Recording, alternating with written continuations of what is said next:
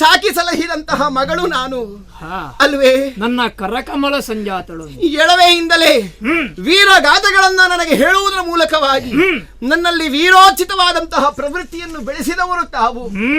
ಆ ರೀತಿಯಿಂದಲಾಗಿಯೇ ಇಂದು ಸ್ತ್ರೀ ರಾಜ್ಯವನ್ನು ಕಟ್ಟಿ ನಾನು ಮೆರೆದುದು ಮಾತ್ರವಲ್ಲ, ನೀವು ಹೆಮ್ಮೆಯಿಂದ ತಲೆ ಎತ್ತುವಂತೆ ಮಾಡಿದವಳು ನಾನು. ಹೌದಲ್ಲ, ನಾನು ಶಶಿಪ್ರಭೆ ನನ್ನ ಸೊಸೆ ಎಂದು ಹೆಮ್ಮೆಯಿಂದ ಹೇಳುತ್ತಿದ್ದಂತಹ ನೀವಿಂದು ಶಶಿಪ್ರಭೆಯ ಮಾವನೇ ನಾನು ಅಲ್ಲ, ನನ್ನ ಸೊಸೆಯೇ ಶಶಿಪ್ರಭೆ ಎಂದು ನಿನ್ನನ್ನು ಈ ಸ್ಥಿತಿಯಲ್ಲಿ ಕಂಡದ್ದೇ ಇಲ್ಲ ನಾನು. ನಾಚಿಕೆಯಿಂದ ತಲೆ ತಗ್ಗಿಸುವಂತೆ ಮಾಡಿದೆ ನಾನು. ನಾಚಿಕೆ?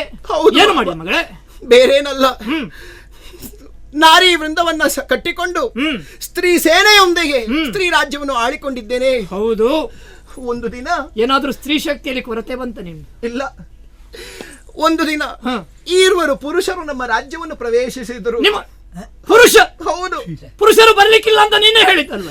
ಅಲ್ಲಲ್ಲಿ ಬರೆದು ಹಾಕಿದ್ದೆ, ಆದ್ರೆ ಓದಿ ಬಂಡುತನದಿಂದ ಪ್ರವೇಶಿಸಿದರು.